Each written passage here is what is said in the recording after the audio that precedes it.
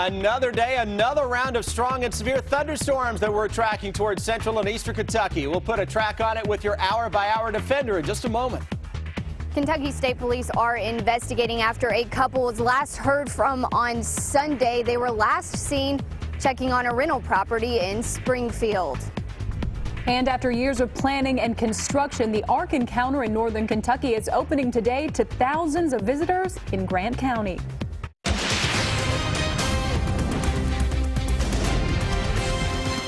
WKYT News starts now with First Alert Weather.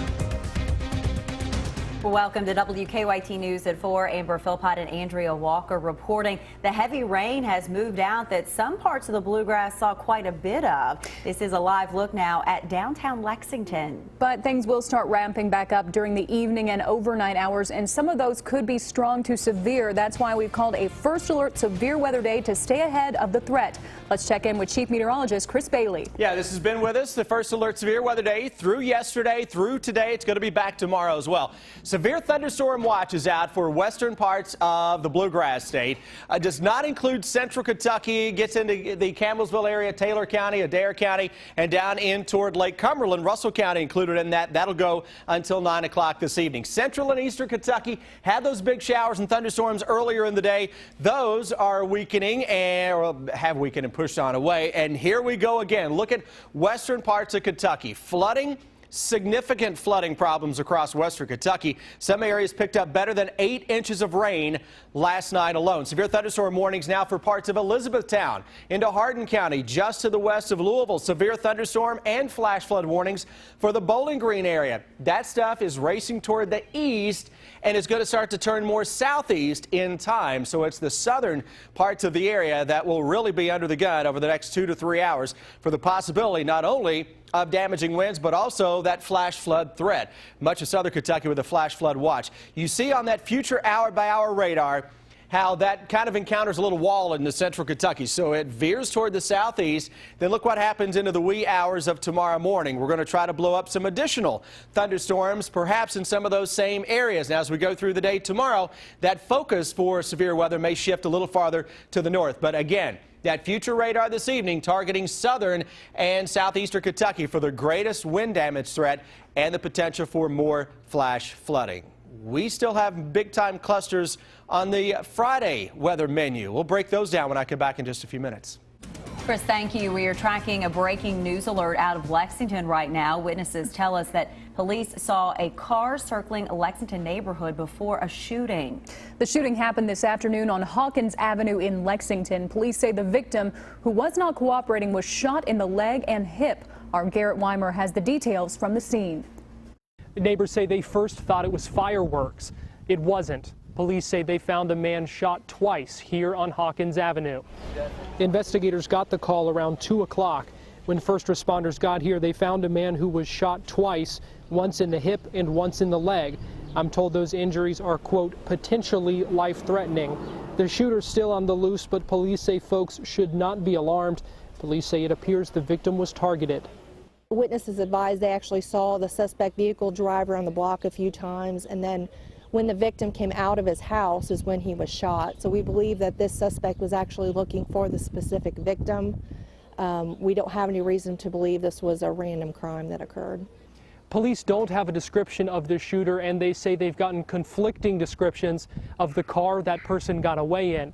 They say the victim has not been cooperating with the investigation. In Lexington, Garrett Weimer, WKYT. Police say it is too soon to tell if the shooting is connected to any other criminal activity. A northern Kentucky couple is missing, and state police need your help finding them. 38-year-old Robert Jones and 35-year-old Crystal Warner were last seen in Washington County Sunday night. Our Hillary Thornton is talking to relatives of the couple and has the latest on the investigation. It's our top story at 4. This area of Interstate 64 in Midway is the place that police say Robert Jones' cell phone last showed use. Family members say his girlfriend's cell phone showing its last known location was in Springfield, which is the last place the couple was seen checking on a rental property. Family members say the couple, 38-year-old Robert Jones, known as Bobby, and 35-year-old Crystal Warner, were visiting family in Letcher County this past weekend. After leaving there on Sunday afternoon, they say they went to Springfield to check on a rental property before then heading home to Florence. Family members say Jones previously had some issues with the tenants of his cabin on Texas Road. Those tenants telling police the couple had been there to check on things, but left around 7 o'clock Sunday evening to head home.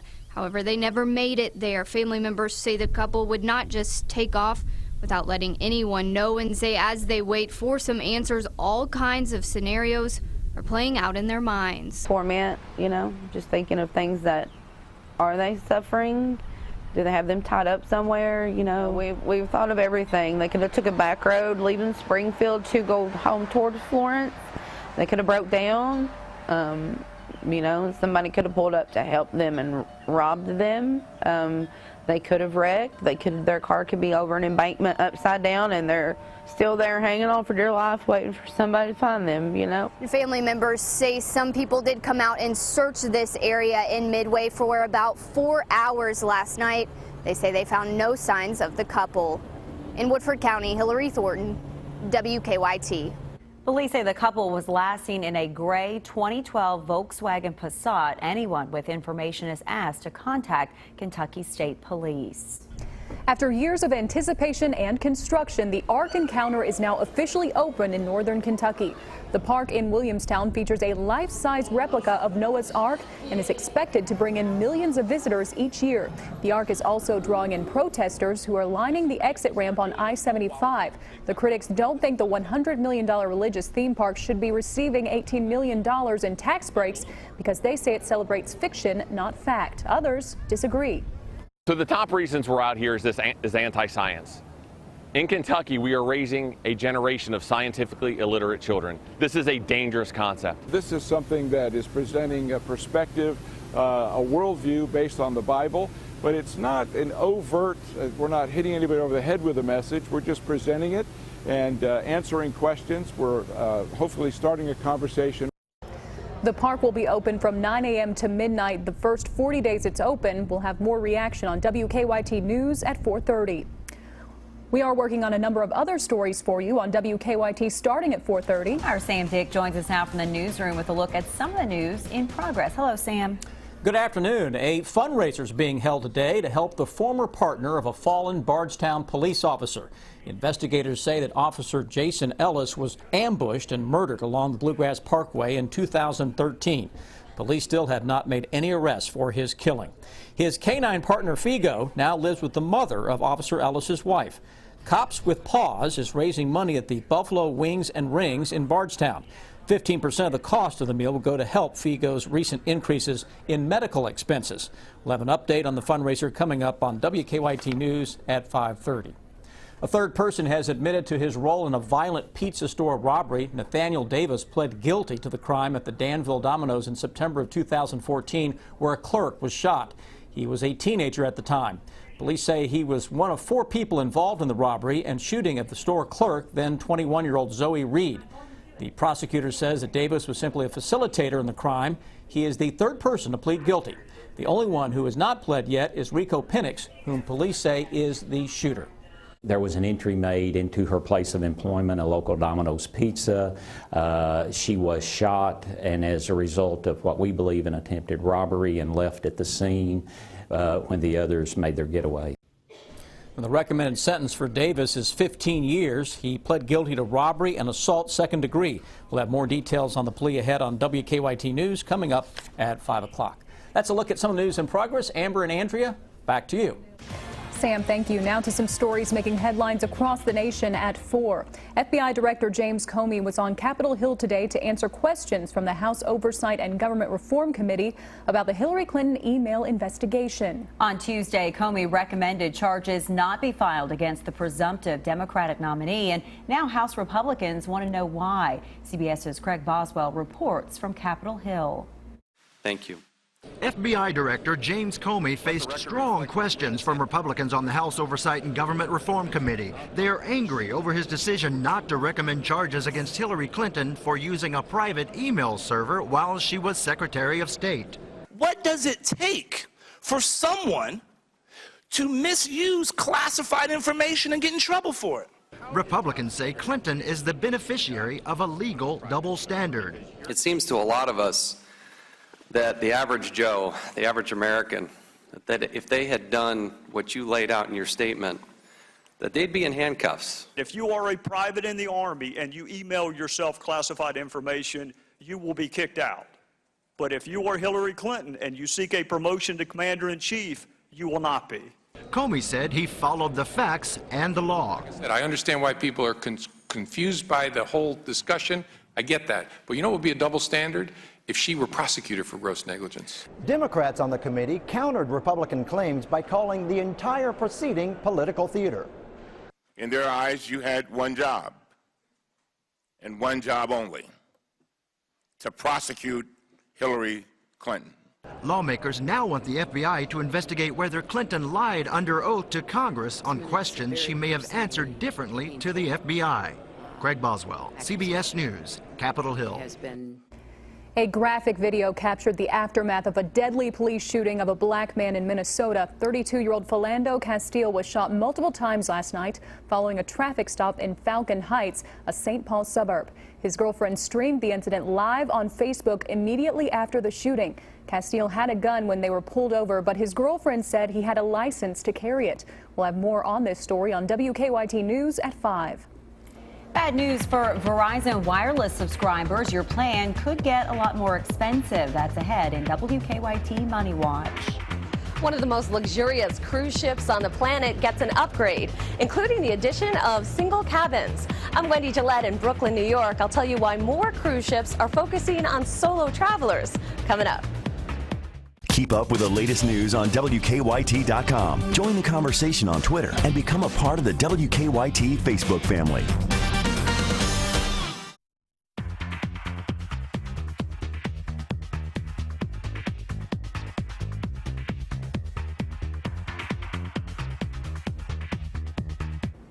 Verizon is overhauling its data plans. That begins today's Money Watch. The largest wireless carrier in the United States wants to give customers more control over their monthly data plans. Starting today, Verizon will begin offering its version of an unlimited plan and carryover data policy with caveats. The changes include a new safety mode that gets rid of overage fees and a data boost feature that eliminates throttling.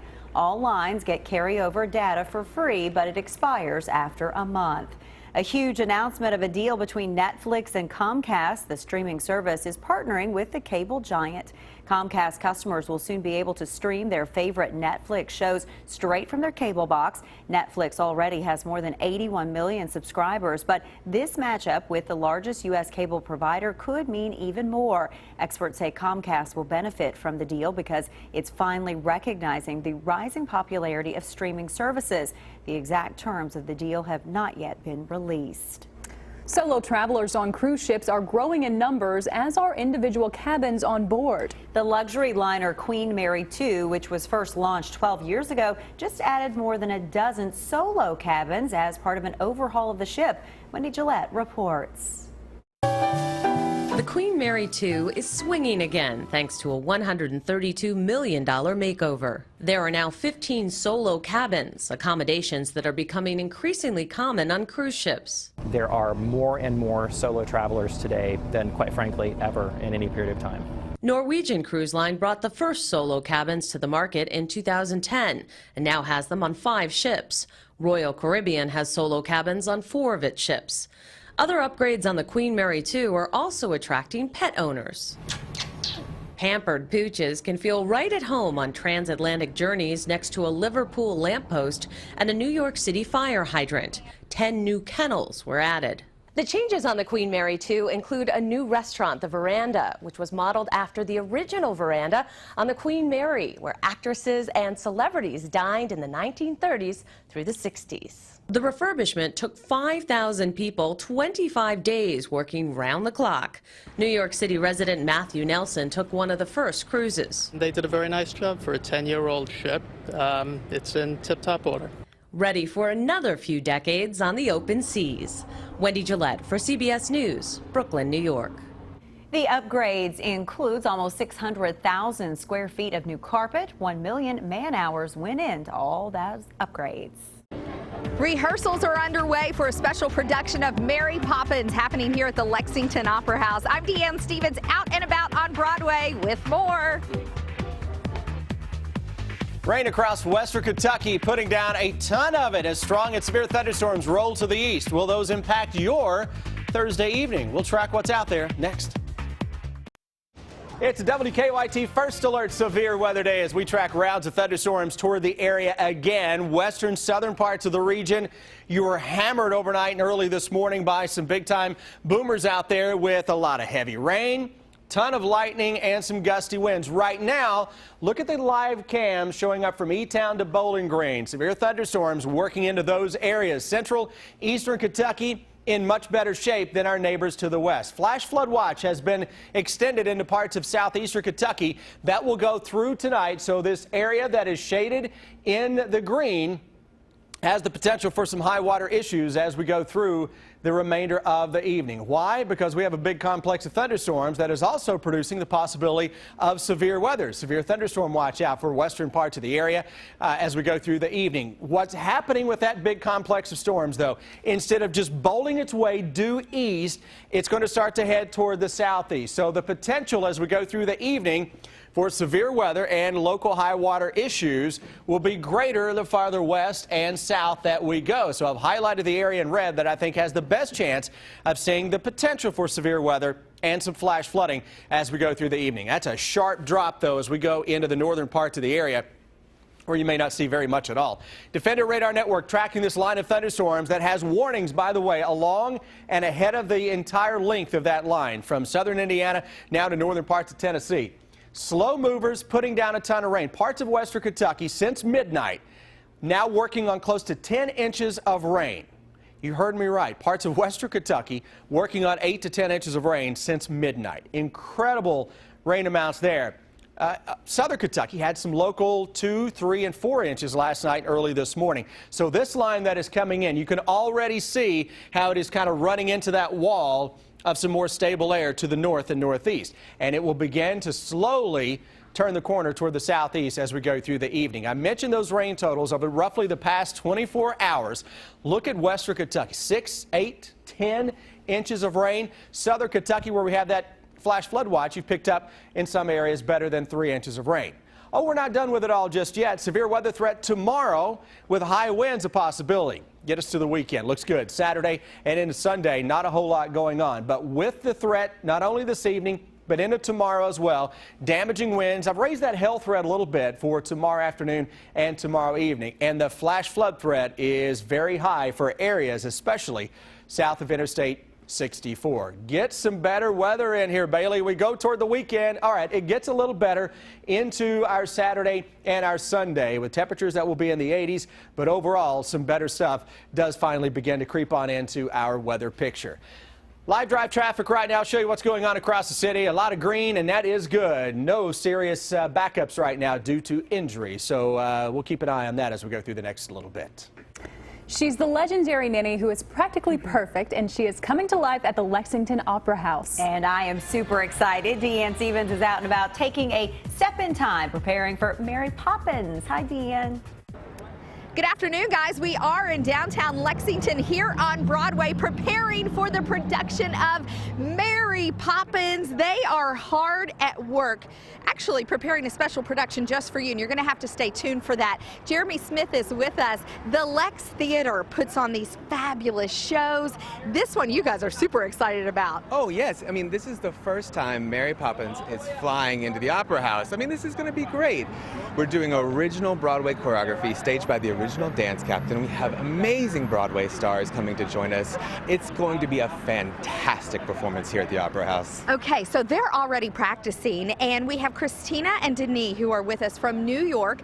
They came in for this special production. You guys have only been here a few days. Show's not until next weekend. You get to enjoy Lexington? 4 days. Well, we've been enjoying the rehearsal room, and we're looking forward to getting on the stage at the Lexington Opera House. It's beautiful. The Lexington Opera House is a gorgeous place and a fantastic place to see Mary Poppins. Tell us about Mary Poppins coming to life here, Denise. Oh, well, it's such a beautiful family story, and there's all the songs from the movie and all the characters you love. It's a really special show. And there's a special trick to working with these sweeps brush, isn't You have there? to remember how you're holding it, because if you're holding it this way and you're supposed to holding it this way, you can't do the dance step. Well, I've been watching the choreographer work with all of the folks that are in it, and I love that there's some local talent in here as well. There is a trick. There is a trick. Show us how we spin that around our shoulder here. So you're holding like this, you go around, boom! Hey, make sure you're nowhere near him when he's doing that, too. Mary Poppins taking the stage here at the Lexington Opera House, July 14th through the 17th. You want to go ahead and get your tickets now because this will be a sellout. Mary Poppins says, fly on over and get your tickets. It contains a bit of magic in every ticket. Absolutely. Coming up at 4:50, a very special production put together just for you guys happening here on Broadway by the folks in Mary Poppins. I'm Deanne Stevens, out and about. You got to stay tuned for this. It's awesome. Back to you guys. Looks fun. A new heart stent that works like dissolving stitches. We'll show it to you coming up in Better Living. And the U.S. lags behind in lowering traffic deaths. More on those statistics ahead. Tomorrow night's Mega Millions jackpot is $508 million, and Saturday's Powerball jackpot is now $288 million. Now it's time for Better Living, health, education, and consumer news that impacts your life. New CDC numbers show about 90 people die in car crashes in the U.S. every day. And that's actually an improvement over the past 10 years, but the report shows other nations are doing better.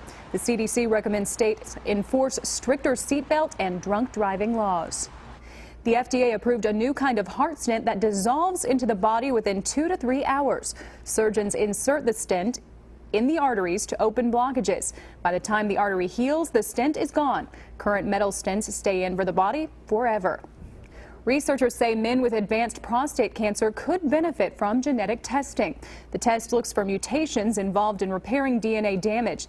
Doctors hope to identify patients who could benefit from treatments that target the mutation.